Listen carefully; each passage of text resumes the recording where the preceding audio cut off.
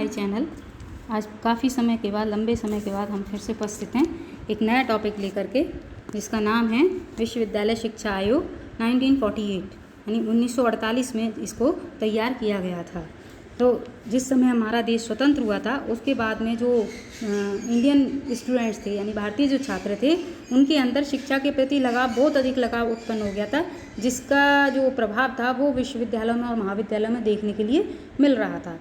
तो उस समय पे भारत सरकार ने जो है एक संगठित और सुनियोजित शिक्षा के लिए प्रयास किया, लेकिन वो जो है राजनीतिक और सामाजिक परिस्थितियों की वजह से और जो आवश्यकताएं थीं देश के लिए वो पूर्ण नहीं की जा सकी उस समय पे।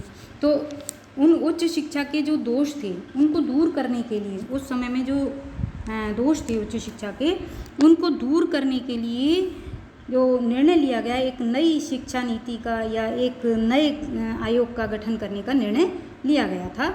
और इसमें जो शामिल किए गए थे, तो एक तो अंतर विश्वविद्यालय शिक्षा परिषद यानी inter university board of education जिसको कहा जाता है, inter university board of education, और जो केंद्रीय सलाहकार बोर्ड था जिसको कहा जाता है central advisory board of education.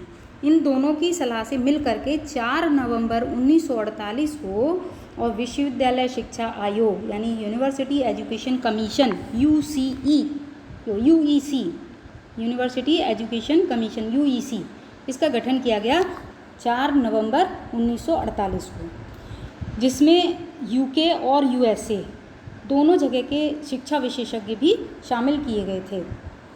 इसमें जो संख्या थी वो कुल मिला के 10 थी। जो इसमें मेंबर्स थे, कहना चाहिए, या विशेषज्ञ जो थे वो 10 थे कुल मिला करके। और इनका जो मेन जो इनके अध्यक्ष थे वो हमारे डॉक्टर एस राधाकृष्णन ऑक्सफोर्ड विश्वविद्यालय से इसमें शामिल हुए थे। डॉक्टर एस राधाकृष्णन जो थे वो हमारे देश के सेकंड राष्ट्रपति भी रह चुके हैं डॉक्टर राजेंद्र प्रसाद के बाद में। द्वितीय जो राष्ट्रपति थे वो राधाकृष्णन रहे हैं। ठीक है, इसमें जो सचिव बने थे वो थे निर्मल कुमार सिद्धांत जो लखनऊ विश्वविद्यालय से थे, डॉक्टर ताराचंद जो सचिव थे शिक्षा सलाहकार के भारत सरकार की ओर से, डॉक्टर जाकिर हुसैन जो उपकुलपति थे उस समय पर एएमयू अलीगढ़ के, और डॉक्टर एएस लक्ष्मण स्वामी मुदालियर जो उपकुलपति थे उस समय पर मद्रास विश्वविद्यालय के, डॉक्टर मेघनाथ शाह डीन थे साइंस फैकल्टी कलकत्ता विश्वविद्यालय के, डॉक्टर जॉन जे टिरगट ये थे रिट्स फ्लोरिंग विश्वविद्यालय के कैंडिडेट थे, बाहर के थे ये। और डॉक्टर कर्म नारायण बहल ये थे जीव विज्ञान के प्रोफेसर लखनऊ विश्वविद्यालय से थे। डॉक्टर ऑर्थर ई मॉर्गन ये प्रेसिडेंट कम्युनिटी सर्विस के थे, और डॉक्टर जेम्स एफ ये उपकुलपति थे डरहम विश्वविद्यालय के। तो ये कुल मिला के 10 मेंबर थे इसमें, और जिनके अध्यक्ष थे डॉक्टर एस राधाकृष्णन, ठीक है, सर्वपल्ली राधाकृष्णन। तो इस आयोग ने जो था वो 25 अगस्त 1949 को अपनी रिपोर्ट जो थी वो भारत सरकार को प्रस्तुत की थी। और ये जो आयोग था ये हमारे इंडिपेंडेंट इंडिया का पहला आयोग था, पहला शिक्षा आयोग था जो राधाकृष्णन आयोग था। तो ये तो था आयोग के विषय में थोड़ी सी जानकारी। अब आते हैं कि आयोग में जो जांच के विषय रखे गए थे वो कौन कौन से थे। तो सबसे पहला तत्कालीन जो विश्वविद्यालय थे, जो उस समय विश्वविद्यालय में जो अध्ययन करना था और उनकी जो समस्याओं का था वो पता लगाने का काम था इनका। जो विषय थे कि जो विश्वविद्यालय में अध्ययन और समस्याएं हैं अध्ययन के समय पे, उन सब का जानकारी करना। सेकंड था प्रशासन और वित्त के बारे में सुझाव देना, यानी फाइनेंस जिसको कह सकते हैं, और एडमिनिस्ट्रेशन। इसके बाद थर्ड था उच्च शिक्षा के लक्ष्यों को निर्धारित करना, जो एम्स थे, जो उनके टारगेट थे हायर एजुकेशन के, उनको निर्धारित करना और उच्च शिक्षा के विषय में अपनी जानकारी देना। पांचवा पॉइंट था उच्च शिक्षा के, पांचवा जो पॉइंट था वो उच्च शिक्षा के शिक्षण स्तर को बढ़ाना था। छठा पॉइंट विद्यार्थियों के कल्याण की योजनाएं प्रस्तुत करना, ये इनका जो है विषय थे। इसके बाद अगला 7वां पॉइंट है विद्यार्थियों में उपस्थित अनुशासनहीनता का समाधान खोजना, यानी उन विद्यार्थियों में इनडिसिप्लिन्ड क्यों हैं विद्यार्थी, उसका समाधान खोजना। अगला पॉइंट था उच्च शिक्षा के शिक्षकों की नियुक्ति, वेतनमान और सेवा शर्तों के बारे में सुझाव देना कि किस तरीके से नियुक्ति की जाएगी, किस तरीके से उनका वेतन निर्धारित किया जाएगा और किस तरीके की उनकी सेवाएं वगैरह होंगी, उन सब के बारे में सुझाव देना। अगला लास्ट पॉइंट था विश्वविद्यालय शिक्षा का माध्यम, अवधि और पाठ्यक्रम के बारे में सुझाव देना है कि यानी किस माध्यम में पढ़ाई करानी है, कितनी अवधि तक करानी है और क्या क्या पाठ्यक्रम उसमें रखे जाने हैं। तो ये थे जांच के विषय। इसके बाद आता है कि आयोग की सिफारिशें। मुख्य सिफारिशें क्या थी? तो ये मुख्य सिफारिशें तो काफ़ी कुछ हैं, आधी हम आज कराएंगे और आधी हम नेक्स्ट वीडियो में अपनी में आपको देंगे। तो कुछ जो सिफारिशें और सुझाव हैं वो इस समय हम उपस्थित कर रहे हैं।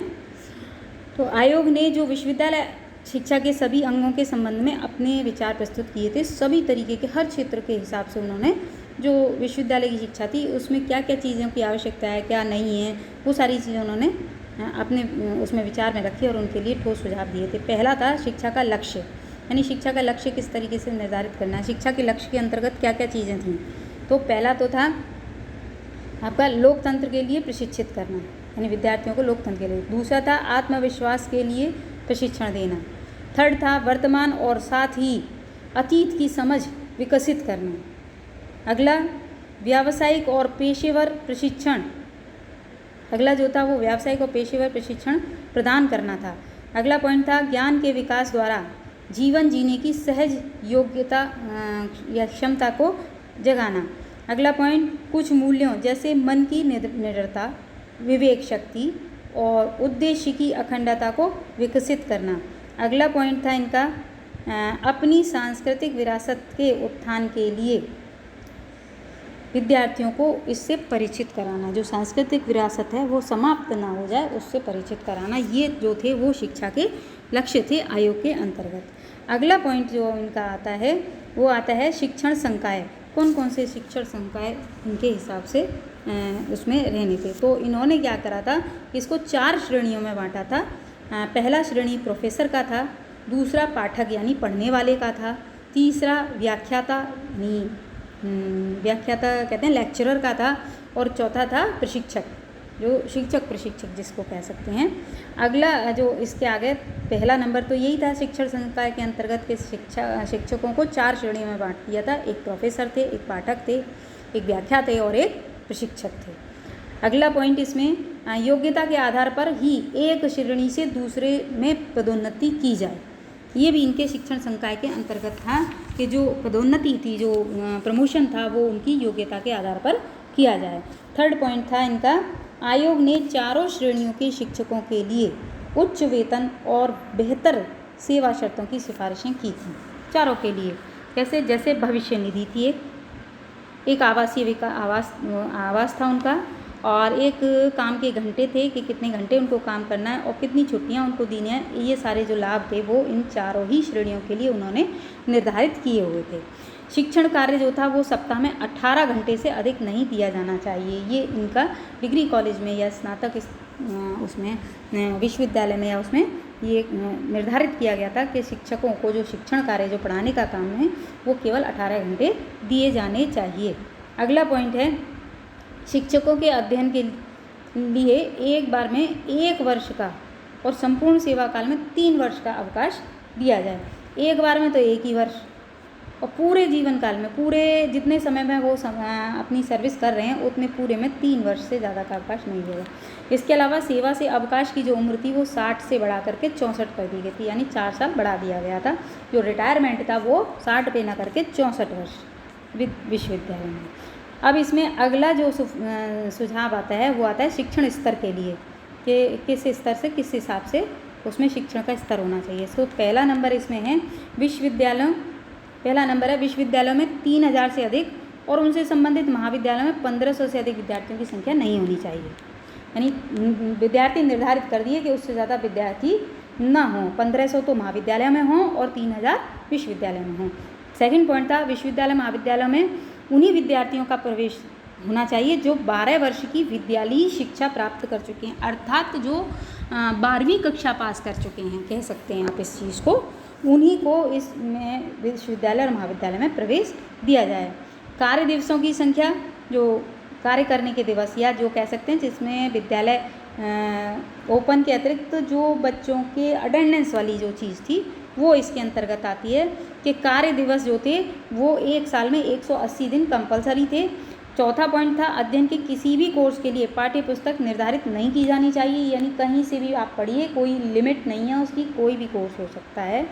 अगला पॉइंट था सायंकालीन जो कक्षा हैं उनका आरंभ किया जाना चाहिए। भाई ये था कि 12वीं मुश्किल से विद्यार्थी करता था और ग्रेजुएशन नहीं कर पाता था, उसे जॉब की आवश्यकता हो जाती थी या कोई ना कोई कार्य करने की आवश्यकता होती थी, तो उन लोगों के लिए सायंकालीन कक्षाएं का आरंभ किया जाना चाहिए, जिससे कि उनका जो एजुकेशन है वो प्रभावित ना हो।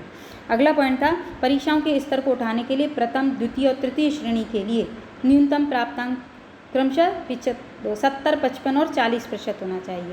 यानी तृतीय श्रेणी वाला 40% पे पास हो जाए, यानी 40% पर तृतीय श्रेणी दी जाए, 55 पर द्वितीय दिए जाए और 70 पर प्रथम श्रेणी दी जाए। तो ये इन्होंने शिक्षा के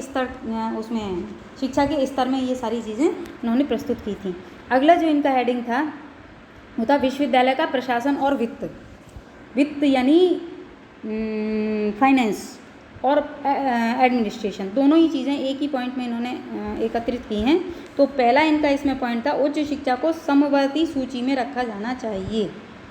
केंद्र और राज्य सरकारों को इसमें साझी जिम्मेदारी निभानी चाहिए, दोनों ही सरकारें, इसमें ऐसा नहीं है कि केवल केंद्र सरकार करेगी या केवल राज्य सरकार करेगी, बल्कि दोनों को मिल करके इसमें और जिम्मेदारी उठानी चाहिए और इन्हें समवर्ती सूची में रखा जाना चाहिए। सेकंड पॉइंट था शिक्षा से संबंधित नीतियां बनाने का कार्य केंद्र सरकार का होगा और राज्य सरकार उन नीतियों को अपने राज्यों में लागू करेंगे। तो डिग्री कॉलेज में जो जितनी भी नीतियां या जितने भी नियम कानून बनेंगे वो केंद्र सरकार बनाएगी और राज्य सरकार उन्हें लागू करेगी, ये इसमें निर्धारित किया गया था। थर्ड पॉइंट था विश्वविद्यालय में एक रूपता को लाने के लिए, एक जैसा करने के लिए और महाविद्यालयों व विश्वविद्यालयों को अनुदान प्रदान करने के लिए विश्वविद्यालय अनुदान आयोग की स्थापना की जानी चाहिए, यानी यूजीसी की स्थापना की जानी चाहिए, जो यूनिवर्सिटी ग्रांट कमीशन, जो यूनिवर्सिटी को या महाविद्यालय को ग्रांट प्रदान करे, उसकी स्थापना की जानी चाहिए। ये इनके पॉइंट्स थे प्रशासन और वित्त के अंतर्गत। अब अगला जो हेडिंग है वो है विश्वविद्यालय शिक्षा की संरचना और संगठन। शिक्षा की किस तरीके की संरचना और संगठन होना चाहिए। इसमें पहला पॉइंट है उच्च शिक्षा को 3 स्तरों पर विभाजित किया जाना चाहिए या 3 स्तरों पर आयोजित किया जाना चाहिए। पहला है 3 वर्ष का पाठ्यक्रम, एक तो स्नातक स्तर का यानी ग्रेजुएशन का, 2 वर्ष का स्नातकोत्तर यानी पोस्ट ग्रेजुएशन और न्यूनतम 2 वर्ष का ही शोध का वर्ग यानी रिसर्च। ये इन्होंने 3 स्तर इस तरीके से निर्धारित किए गए थे उच्च शिक्षा में। सेकंड पॉइंट था उच्च शिक्षा को 3 श्रेणियों में बांटा गया है। 3 श्रेणियाँ कौन कौन सी हैं कि भाई कौन कौन से विषय लिए जाएंगे, तो एक को कला श्रेणी में, दूसरा विज्ञान की श्रेणी में और तीसरा था व्यावसायिक और तकनीकी श्रेणी में। ठीक है, 3 श्रेणियों में बांटे गए। थर्ड पॉइंट था उच्च शिक्षा की तीनों श्रेणियों के लिए विश्वविद्यालय में अलग अलग विभाग खोले जाने चाहिए, यानी कला विभाग अलग हो, विज्ञान विभाग अलग हो और व्यावसायिक और तकनीकी विभाग अलग हो हर एक उसमें। अगला पॉइंट था कृषि, वाणिज्य, इंजीनियरिंग, प्रौद्योगिकी, चिकित्सा और शिक्षण प्रशिक्षण के लिए स्वतंत्र संबद्ध कॉलेजों की स्थापना की जानी चाहिए, यानी अलग अलग सभी की स्थापना हो। ये इन्होंने इस वाले हेडिंग में रखा विश्वविद्यालय शिक्षा की संरचना और संगठन के अंतर्गत, ये सारे पॉइंट्स उन्होंने रखे थे। अगला पॉइंट है व्यावसायिक शिक्षा, 6 नंबर हेडिंग है व्यावसायिक शिक्षा। तो व्यावसायिक शिक्षा के अंतर्गत इन्होंने कौन कौन सी रखी और उनके लिए सिफारिशें की गई, तो इसमें इन्होंने 6 भागों में विभाजित किया व्यावसायिक शिक्षा को और प्रत्येक को अलग अलग विभाग की सिफारिश भी की गई। कि जैसे पहला था इनका, पहला जो था वो शिक्षक शिक्षा था, जिसमें शिक्षकों के लिए शिक्षा दी जाती थी, यानी शिक्षक तैयार किए जाते थे। दूसरा कृषि शिक्षा था, जिसमें एग्रीकल्चर या कृषि से संबंधित शिक्षा दी जाती थी। थर्ड था वाणिज्यिक विभाग, यानी व्यापार से संबंधित शिक्षा, बिजनेस से।